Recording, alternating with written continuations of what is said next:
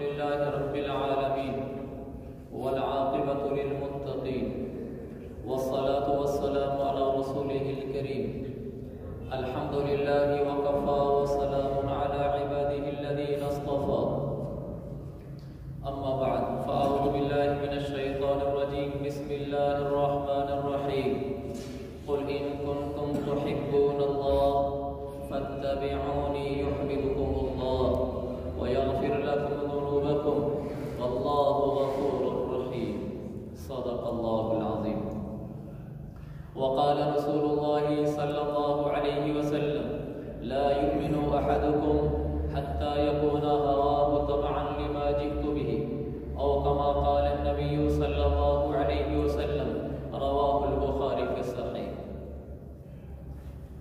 اللہ تبارک و تعالی نے اس دل کو بنایا ہی ایسے ہے کہ یہ ضرور کسی سے محبت کرتا ہے. یہ وہ جملہ ہے جو میں پچھلے 2 جمعوں سے عرض کر رہا ہوں بالکل بیان کے شروع میں.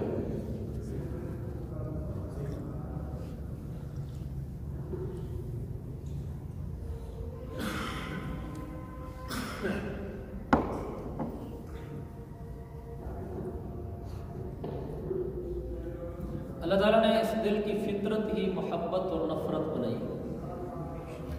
یہ ضرور کسی سے محبت کرتا ہے اور ضرور کسی سے نفرت کرتا ہے. ضرور کچھ چیزوں کو پسند کرتا ہے اور کچھ چیزوں کو ناپسند کرتا ہے. کسی کی طرف ہی لپکتا ہے, کسی سے بدکتا ہے. یہ اللہ نے اس کی فطرت بنائی ہے. اسی لیے عربی میں دل کو قلب کہتے ہیں. قلب کا معنی پلٹنے والا, جو ایک جگہ پر نہیں رہتا, پلٹتا ہے, اس سے محبت کرتا ہے, اسے نفرت کرتا ہے, ایک طرف نہیں رہتا, پھر بدل جاتا ہے. اس کی زندگی محبت و نفرت میں گزر جاتی ہے. اللہ نے فرمایا کہ محبت کرو مجھ سے اور میرے حبیب صلی اللہ علیہ وسلم سے, اور نفرت کرو دشمن سے. اور دشمن کون ہے؟ کہا شیطان تمہارا دشمن ہے. یہ دشمن ہے, اس دشمن سے نفرت کرو. تو اللہ کی محبت کو سینوں میں بٹھانا یہ ہماری تخلیق کا مقصد ہے. ہم اس لیے دنیا میں پیدا ہوئے ہیں کہ اس دل میں اللہ کا راج ہو, اللہ کی محبت بستی ہو. اور جب اس دل میں اللہ آ جاتا ہے تو پھر اللہ تعالیٰ خود اس انسان کی پشت پناہی کرتا ہے, اس کی مدد کرتا ہے, اس کا ساتھ دیتا ہے. اللہ ولی الذین آمنوا, پھر اللہ ان کا دوست بن جاتا ہے. پھر جس کا اللہ دوست ہو جاتا ہے اس کو پھر کسی کی ضرورت نہیں ہوتی. اس لیے اللہ تعالیٰ فرماتا ہے کہ میرا بندہ اطلبنی تجدنی, میرا بندہ تو مجھے پالے, مجھے ڈھونڈ, مجھے اپنا بنا لے اور میں تیرا بن جاؤں گا. ان وجدتنی وجدت کل شیء, اور اگر تجھے میں مل گیا پھر تجھے کسی چیز کی کوئی پرواہ نہیں, پھر سب کچھ تیرا ہے. وَإِن فَقَدْتَنِي فَقَدْتَ كُلَّ شَيْءٍ, اور اگر تو نے مجھے اپنا نہ بنایا, تیرے دل میں میں نہ آیا, باقی سب کچھ تو نے کمایا, تو نے کچھ نہ کمایا, تو ناکام کیا. یہاں سے اللہ کو سینوں میں بسا لینا, اس سے محبت کر لینا, تو یہ انسان کی معراج ہے دنیا میں. اس سے محبت کی علامت کیا ہے؟ اس کا فرما بردار ہو جائے, اس کی نافرمانی نہ کرے, اس کا کوئی حکم نہ توڑے, اس کے خلاف نہ چلے. تو جو انسان اللہ کی محبت سینوں میں بسا لیتا ہے اور اس کی اطاعت میں چل پڑتا ہے, پھر اس کی جنت بھی دوسری جنتیوں سے انوکھی ہوتی ہے, پھر اس کا آخرت میں داخلہ جنت بھی سب سے انوکھا ہوتا ہے. حضرت شاہوانہ ایک بڑی نیک اللہ والی خاتون گزری ہیں. ان کو اللہ سے محبت تھی اور اس محبت میں وہ بہت عبادت کرتی تھی, روتی دھوتی تھی. ان کو بعض لوگوں نے آ کر سمجھایا بھی, صحیح محلے والوں نے, کہ اتنا نہ عبادت کیا کرو. تو وہ کہنے لگی کہ اگر رونا نہ ہو, وہ کہنے لگے کہ اتنا عبادت نہ کیا کرو, اتنا رویا نہ کرو, کچھ خیال کیا کرو. کہنے لگی کہ اگر آنکھ میں رونا نہ ہو تو اس آنکھ میں کوئی خوبی نہیں. اللہ کی محبت میں روئے گی تو کوئی آنکھ کہہ لے گی, ورنہ یہ آنکھ کس کام کی ہے. پھر کہنے لگی کہ ہاں مجھے کہاں رونا آتا ہے, اور پھر رونا شروع ہو گئی. یہ ایک جگہ رہتی تھی. ان کے بھائی محمد بن معاذ یہ کسی دوسرے علاقے میں رہتے تھے. محمد بن معاذ کہتے ہیں کہ ایک دن میں رات کو سویا تو میں خواب میں کیا عجب دیکھتا ہوں کہ آخرت کا منظر ہے, قیامت کا میدان ہے. یہ میں آپ کو بتا رہا ہوں کہ جو اللہ سے محبت کر لیتے ہیں اور اللہ کی فرما برداری اور اطاعت اور عبادت پر آ جاتے ہیں, پھر ان کی اللہ دنیا بھی انوکھی بناتا ہے اور آخرت بھی انوکھی بناتا ہے. ان کے وہاں بھی مزے ہوتے ہیں. تو محمد بن معاذ رات کو سوئے خواب دیکھا کہ قیامت کا منظر ہے، میدان لگا ہوا ہے اور ایک طرف جنت ہے، تو یہ خواب میں جنت کی طرف چل پڑے۔ جنت کے قریب گئے تو دیکھا اہل جنت جنت سے باہر آئے ہوئے ہیں، کسی کے استقبال کے لیے پروٹوکول میں باہر کھڑے ہوئے۔ تو میں نے ان سے پوچھا کہ یہ تم باہر کس کے استقبال میں کھڑے ہو؟ کہنے لگے کہ ایکا کی رہنے والی ایک خاتون ہے، شکل کی وہ سیاہ ہے، تو وہ آج رات فوت ہوئی ہے، ہمارے پاس آ رہی ہے، تو ہم اس کے استقبال میں باہر نکلے ہوئے۔ تو محمد بن معاذ کہنے لگے کہ میں بھی ٹھہر گیا کہ دیکھو کون آ رہی ہے۔ تھوڑی دیر میں ایک حسین اور خوبصورت اونٹنی ہے جو فضا میں اڑتی ہوئی آ رہی ہے۔ جب وہ اونٹنی قریب ہوئی تو میں نے دیکھا اس پہ میری بہن شعوانہ تھی۔ تو میں حیران ہو گیا کہ میری بہن کا یہ استقبال ہو رہا ہے۔ وہ اونٹنی نیچے اتری، آگے اہل جنت استقبال کر رہے تھے، تو میں شعوانہ سے ملا، تو میں نے کہا کہ شعوانہ مجھے بھی اپنے ساتھ جنت میں لے جاؤ۔ کہنے لگے محمد بن معاذ ابھی تیرا وقت نہیں آیا، کیونکہ ابھی زندہ تھے، خواب دیکھ رہے تھے کہ محمد بن معاذ ابھی تیرا وقت نہیں آیا، تو پھر بعد میں میرے بعد آئے گا، لیکن اگر تو یہ استقبال چاہتا ہے تو میری 2 نصیحتیں پلے باندھ لے۔ میں نے کہا جی بہن۔ کہا پہلی بات یہ ہے غم آخرت کو اپنے سے چمٹا لینا، آخرت کا غم رکھنا کہ مرنے کے بعد بھی ایک زندگی ہے، آخرت بھی ایک جہان ہے، دنیا ہی سب کچھ نہیں ہے۔ یہاں عزتیں کما لینا، یہاں شہرتیں کما لینا، یہاں بڑا آدمی بن جانا، یا اچھی صحت، اچھا مال، اچھا عہدہ بنا لینا، کہا اس کے دھوکے میں نہ پڑنا۔ آخرت اصل ہے، اس کو دیکھ کر چلنا کہ تیری زندگی سے تیری آخرت بن رہی ہے یا بگڑ رہی ہے۔ جو تو اعمال دنیا میں کر رہا ہے اس سے آخرت کیسی بن رہی ہے؟ کہ آخرت کے غم کو اپنے سے چمٹا لینا۔ دوسرا کہا محمد بن معاذ اللہ کی محبت کو اپنی خواہشات پر غالب رکھنا، اللہ کی محبت کو اوپر رکھنا، خواہشات کو نیچے رکھنا، جذبات کو نیچے رکھنا۔ جب تیرے دل میں اللہ کی محبت کا راج ہوگا پھر تیرا بھی یہی استقبال ہوگا جو آج شعوانہ کا ہو رہا ہے۔ میرے بھائیوں، جو اللہ کی محبتوں کو لے کر یہاں سے جاتے ہیں ان کی آخرت بھی انوکھی ہوتی ہے۔ تو اللہ کی محبت وہ چیز ہے جو انسان کی دنیا بھی اچھی بناتی ہے اور آخرت بھی اچھی بناتی ہے۔ اللہ کی محبت کو رکھنا ہے اوپر، اپنے دل کے جذبات رکھنے ہیں نیچے۔ مجھے بیوی سے محبت ہے، بچے سے محبت ہے، دکان سے محبت ہے، گھر بار سے محبت ہے، یہ سب نیچے ہوگا، اللہ کا حکم اوپر ہوگا۔ جب ہم ایسی زندگی گزاریں گے اللہ ہمیں بڑے درجے پہ نوازے گا، اور یہی مقصود حیات ہے۔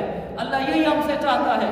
ہم سے تو میرے عزیزوں اللہ کی محبت میں گھر سے نکل کر مسجد تک نہیں آیا جاتا، ہم سے تو اللہ کی محبت میں گرمیوں کا روزہ نہیں رکھا جاتا، ہم سے تو اللہ کی محبت میں ترازو صحیح نہیں تولا جاتا، ہم سے تو اللہ کی محبت میں سودے کا عیب نہیں بتایا جاتا، ہم سے تو اللہ کی محبت میں غصے کے وقت دانتوں اور زبانوں اور اپنے ہونٹوں پہ کنٹرول کرنا نہیں آتا۔ ہم اللہ کے لیے کیا کر رہے ہیں؟ میں بھی آپ کے ساتھ ہوں، سارے ہی ایسے ہی ہیں۔ اللہ والے تو گزر گئے لیکن ہم ان اللہ والوں سے محبت کرتے ہیں۔ کسی شاعر نے کہا تھا کہ وَحِبُّ الصَّالِحِينَ وَلَسْتُ مِنْهُمْ، اللہ والوں سے محبت کرتا ہوں اگرچہ خود اللہ والا نہیں ہوں۔ لَعَلَّ اللَّهَ يَرْزُقُنِي صَلَاحًا، میں اس محبت سے امید رکھتا ہوں ایک دن اللہ مجھے بھی اللہ والوں میں شامل کر دے گا۔ ہم اللہ والوں کے تذکرے کریں گے، اللہ کی محبت والوں کے تذکرے کریں گے، ایک دن اللہ ہمارے دلوں میں بھی اپنی محبت ڈال دے گا، اور پھر ہم بھی انشاءاللہ وہ ہوں گے جب روزے کے لیے اٹھتے وقت، نماز کے لیے اٹھتے وقت، زکوٰۃ کے لیے پیسے نکالتے وقت ہمارا ایمان اس سطح کا ہوگا کہ ہمارے دل کے جذبات نیچے ہوں گے اور اللہ کا حکم اوپر ہوگا۔ انشاءاللہ جس دن یہ سطح نصیب ہو گئی اس دن دنیا بھی تمہاری، آخرت بھی تمہاری۔ اور اللہ نے ہمیں یہ سبق سکھائے، ہمیں یہ قصے سنائے، ہمیں یہ واقعات بتائے جس میں لوگوں نے اللہ کی محبت میں یہ کر کے دکھلایا۔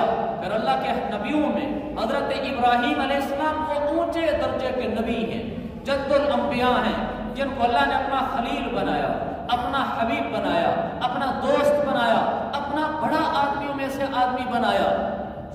ان کی زندگی کیسے تھی ابراہیم علیہ السلام کی کہ اللہ کی محبت اوپر، بال بچوں کی محبت نیچے، اور ایسا نمونہ پیش کر گئے ہمیں حضرت سیدنا ابراہیم علیہ السلام، ہمیں سکھا گئے کہ اللہ کی محبت میں اپنے جذبات کو پیسنا کیا ہوتا ہے۔ اللہ تعالیٰ نے ان کو حکم دیا کہ اللہ کی محبت کو دیکھ رہا ہے، اور ہم جیسوں کو سبق دے رہا ہے کہ اللہ کی محبت میں لوگ کیا کچھ کر گئے۔ ابراہیم علیہ السلام رہتے ہیں ملک شام میں. مکہ مکرمہ اس وقت کوئی شہر نہیں، کوئی آبادی نہیں ہے، کوئی گھر نہیں ہے، کوئی انسان نہیں ہے، کوئی پرندہ نہیں ہے، کوئی جانور نہیں ہے. ایسے ایک ویران سی جگہ ہے، بے آباد سی جگہ ہے. اللہ تعالیٰ کہہ رہا ہے ابراہیم کو، ابراہیم جاؤ اپنی بیوی ہاجرہ اور اپنے بچے اسماعیل کو وہاں چھوڑ کر آؤ. بچے کی عمر کیا ہے؟ صحیح بخاری کی حدیث ہے وَهِيَ تُرْضِعُهُ. ابھی حضرت اسماعیل دودھ پیتے بچے تھے. دودھ پیتے بچے کو جاؤ میری محبت میں وہاں چھوڑ دو، اور وہاں ان سے بات کوئی نہیں کرنی، انہیں کوئی دلاسا نہیں دینا کہ کوئی نہیں اللہ خیر کرے گا، بس جاؤ چھوڑ کے واپس آ جاؤ. کہاں شام اور کہاں یہ مکہ کی سرزمین جہاں اس وقت کچھ بھی نہیں تھا. وہ اپنے بیوی اور دودھ پیتے بچے کو لے کر آئے، اور جب یہاں پہنچے جہاں اللہ کا حکم تھا، دیکھا ایک ٹیلے نما کچھ جگہ ہے. یہ وہ جگہ ہے جہاں بعد میں بیت اللہ بنایا گیا، اور اس کے قریب ایک درخت سا ہے، اور اس کے علاوہ کوئی جگہ نہیں ہے یہاں چھوڑنے کی. تو انہوں نے اس درخت کے نیچے اپنی بیوی کو اور اپنے بچے کو بٹھایا. بچہ دودھ پیتا، اور یہ دائیں بائیں کیا ہے؟ کوئی انسان نہیں، کوئی گھر نہیں، کوئی پرندہ نہیں، کچھ بھی نہیں ہے. یعنی موت کے سارے اسباب موجود ہیں، اور اللہ کا حکم ہے چھوڑ کے واپس آ جاؤ، ان سے بات بھی نہیں کرنی. اپنی بیوی کو بٹھایا. یہ اللہ کی محبت ہے کہ اللہ کی محبت میں بیوی کی محبت زیرو ہے، اللہ کی محبت میں دودھ پیتے بچے کی محبت بھی زیرو ہے. جب اللہ نے کہہ دیا ہے پھر ہم بال بچوں کے بھی نہیں ہیں، ہم تو اللہ کے ہیں. اگر ہمیں کہہ دے بال بچوں کو بھی یوں ہی موت کے منہ میں چھوڑ دو، ہم چھوڑ دیں گے. اپنے دودھ پیتے بچے کو چھوڑ دو، ہم چھوڑ دیں گے. تو حضرت ابراہیم نے چھوڑا. دو چیزیں تھیں، ایک بوری دی تھیلا جس کے اندر کھجوریں تھیں، ایک مشکیزہ دیا جس میں پانی تھا. دو چیزیں رکھی، ان کو وہاں اونٹ سے اتار کر بٹھایا اور واپس چلنے لگے. حضرت ہاجرہ پیچھے ہو گئے کہ ابراہیم یہ کیا کر کے جا رہے ہو، یہ یہاں کہاں کس کے حوالے؟ اور وہ زبان لب بمہر، مہر بلب، زبان پہ مہر لگی ہوئی ہے، ایک لفظ نہیں بول رہے. اب یہ خاتون ہیں، عورت ذات ہیں. پھر پیچھے ابراہیم یہ کیا کیا ہے؟ وہ چپ، جو کہ اللہ دیکھ رہا ہے میری محبت کتنی ہے. میرے عزیزو، دودھ پیتے بچے کو یوں جنگل میں چھوڑ کے آ جانا، اور بیوی کو یہ بھی نہ کہنا کوئی نہیں اللہ خیر کرے گا، میں کبھی چکر لگا لوں گا یا اللہ آسانی کرے گا، اور یوں چھوڑ کے آ جانا کوئی آسان کام ہے؟ میں اور آپ رسول کے تو دیکھیں کہ کیا مقام ہوگا اس وقت، اور کیا دل کے جذبات ہوں گے ان کے کہ کاش میں ان کو تھوڑا سا تو کچھ دلاسے کی بوری بول لیتا. لیکن اللہ کی طرف سے حکم ہے کچھ نہیں کہنا، چھوڑو اور آؤ ہمارے نام پر. جب وہ آگے چلے تو حضرت ہاجر نے پھر کہا ابراہیم کیا کیا ہے؟ چپ. تیسری دفعہ ابراہیم کیا کیا ہے؟ چپ. دل میں یہ جذبات اٹھے ہوں گے، وہ آپ بھی محسوس کر رہے ہوں گے کہ حضرت ابراہیم کے دل میں کیا اٹھ رہا ہوگا کہ اگر میں تھوڑا سا بول ہی لیتا تو کچھ ان کو دلاسا ہو جاتا. لیکن وہ لوگ اللہ کی محبت میں مر مٹنے والے لوگ تھے. ان کے آگے اللہ کی محبت، اللہ کا حکم، اللہ کی مشیت، اللہ کی رضا سب کچھ ہے. اس کے سامنے نہ بیوی کچھ ہے نہ بچہ کچھ ہے. تو جب وہ 3 دفعہ سے بھی کچھ نہ بولے تو حضرت ہاجرہ بھی آخر نبی کی بیوی تھی، وہ سمجھ گئی کہ یہ نبی ہیں، یہ کام تو شریعت میں بھی درست نظر نہیں آتا، بال بچوں کو یوں چھوڑ دینا. یہ لگتا ہے اس نبی پر اللہ کو کوئی حکم آیا ہوگا کہ ایسے کرو، ورنہ تو ایسا نہیں ہو سکتا. تو انہوں نے پھر کہا اللہ امرک بہذا، ابراہیم کیا اللہ کا حکم یہی ہو گیا کہ ہمیں ایسے ہی چھوڑ دو؟ تو بولنے کی اجازت ہی نہیں، تو سر سے اشارہ کیا جی ہاں. تو آگے بھی پھر وہ نبی کی بیوی تھی، وہ سمجھ گئی اگر رب کا حکم اسی میں ہے تو پھر ہم بھی تیار ہیں.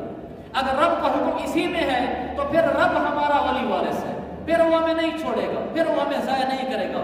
اس لیے کہ جو رب کے حکم پہ فنا ہو جائے، رب کے حکم پہ مٹ جائے، پھر اللہ اس کو ضائع نہیں ہونے دیتا، پھر اللہ اس کو خود سنبھالتا ہے.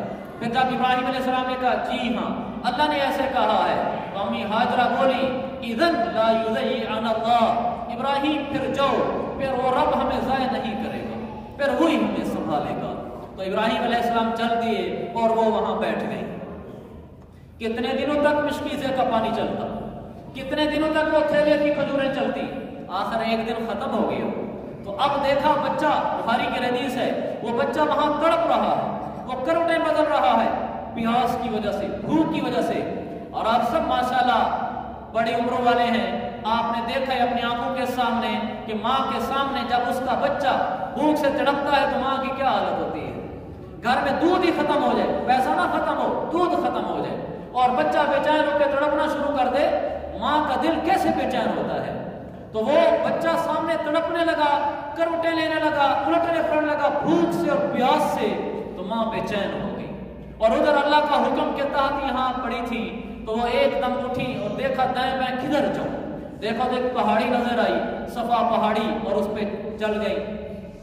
معروف واقعہ آگے آپ نے سنا ہوا ہے، پھر صفا سے مروہ پہ گئی، مروہ سے صفا پہ آئیں۔ تھوڑی دیر بعد پھر حضرت اسماعیل علیہ السلام کے پاؤں سے پانی پھوٹنا شروع ہو گیا، پھر اس کی منڈیر لگا دی اور پھر وہاں پر پانی بن گیا، قبیلہ بنو جرہم آیا، وہ آباد ہوا، آبادی کی شکل قائم ہو گئی۔ یہ ہمیں بتایا گیا کہ جس بیوی اور بچے کو اللہ کی محبت میں، اللہ کے نام پر، اللہ کے حکم کی وجہ سے ایسی جگہ چھوڑ دیا گیا جہاں ان کی موت کے اور ان کے ضائع ہونے کے سب اسباب موجود تھے، لیکن چھوڑا تھا اللہ کے حکم پر، چھوڑا تھا اللہ کی محبت میں۔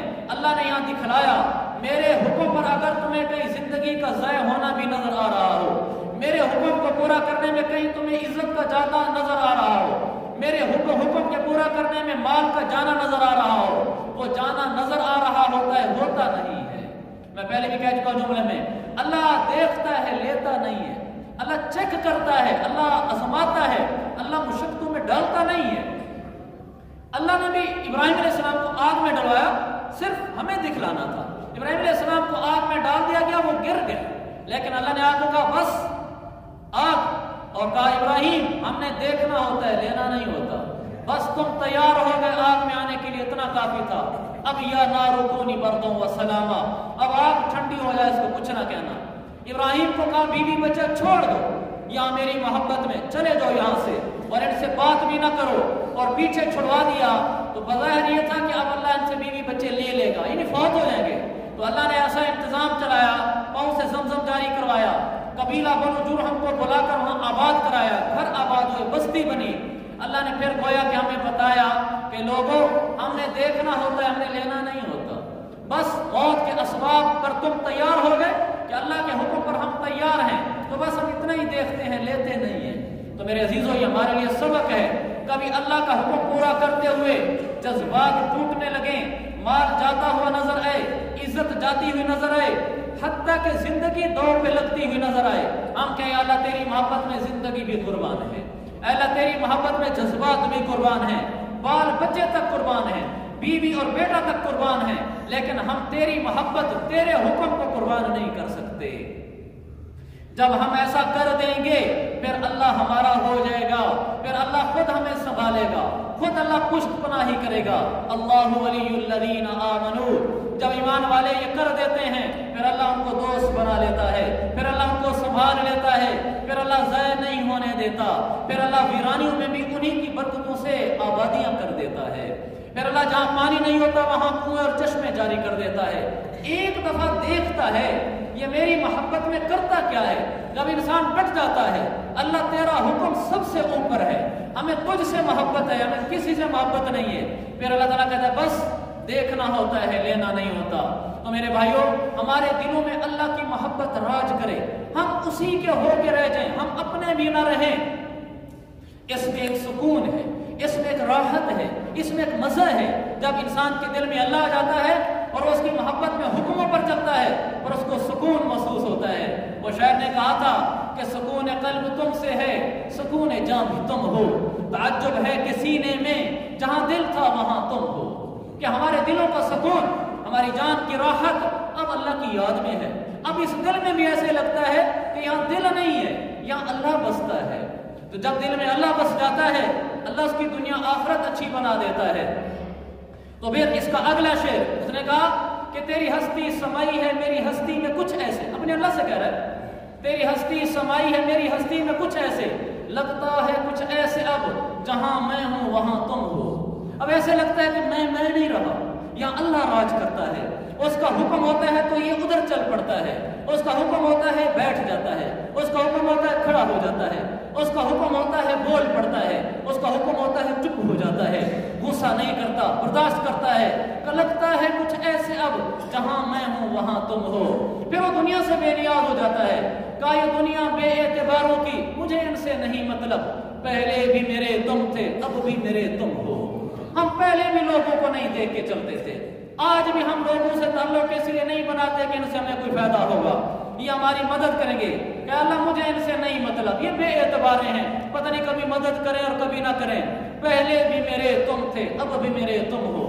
اس شعر کو میں جب بھی پڑھتا ہوں مجھے لذت آتی ہے کہ اللہ ہمارا پہلے بھی تو تھا، بچپن سے یہاں تک ہمیں کیا، ہمیں پالا پوسا بڑا کیا، گھر بار کاروبار بال بچے دیے، پہلے بھی میرے تم تھے، آج بھی اگر میرے اوپر کوئی حال آیا اب بھی میرے تم ہو. پھر وہ آخری شعر کہتا ہے پوچھا ہے زمانے نے، یعنی مجھ سے پوچھا ہے تیرا کیا حصہ ہے مجھ میں، تو میں نے کہا میری جلوت میری خلوت میرا سبھی کچھ تم ہو. ہم تو اپنے نہیں رہے اللہ، ہم جلوتوں میں بیٹھے تو تیرے ہیں، ہم خلوتوں میں بیٹھے تو تیرے ہیں، ہمارا تو سبھی کچھ تم ہو.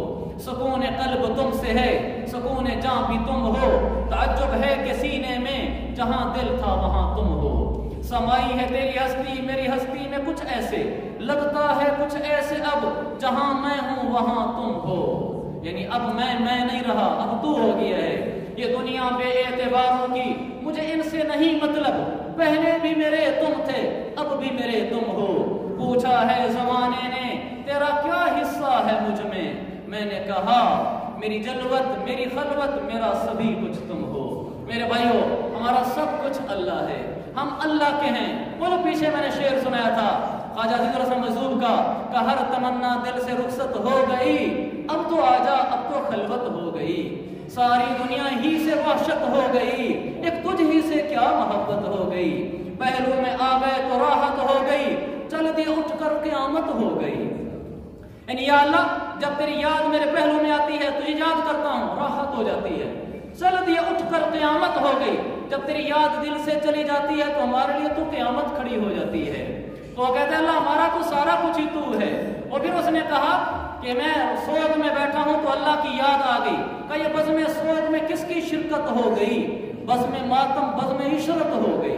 کہ میں دکھوں میں تھا اللہ تو آ گیا، تیرا خیال آ گیا، تیری یاد آ گئی، تیری یاد میں گم ہو گیا. میرے لیے تو ماتم بھی شادی ہو گئی، میرے لیے تو دکھ بھی سکھ ہو گئے ہیں. اور پھر کا عشق میں ذلت بھی عزت ہو گئی، لی فقیری بادشاہت ہو گئی. کہ تیرے عشق میں اگر ہم نے کہیں ذلت بھی دیکھی، تیرا حکم پورا کرنے میں معاشرے نے ہمیں ذلیل سمجھا، تیرا حکم پورا کرنے میں لوگوں نے ہمیں مولوی ملا سمجھا، ذلت ہوئی. یا اللہ تیرے عشق میں ذلت بھی عزت ہو گئی. ہمیں لوگوں نے فقیر سمجھا، عام سمجھا، لی فقیری بادشاہت ہو گئی. کہ اللہ تیرے عشق میں ہم نے فقر کو بھی بادشاہت سمجھا. پھر کہا اللہ تجھ سے کیا محبت ہو گئی، ساری دنیا ہی سے وحشت ہو گئی. تو میرے بھائیوں یہ سبق ہے میرا بھی آپ کا بھی، ہمیں اللہ سے محبت ہے، ہم اس کے عاشق ہیں، ہم اس کے دیوانے ہیں. ہم اس کے حکم کو رکھیں گے اوپر، اپنے جذبات کو رکھیں گے نیچے، پھر وہ دنیا بھی ہماری بنائے گا. واللہ ہماری وہ دنیا بھی بنائے گا، پھر وہ ہماری آخرت بھی بنائے گا. اللہ مجھے بھی اپنا عشق نصیب فرمائے، اپنی محبت نصیب فرمائے، آپ کو بھی نصیب فرمائے اور عمل کی توفیق عطا فرمائے.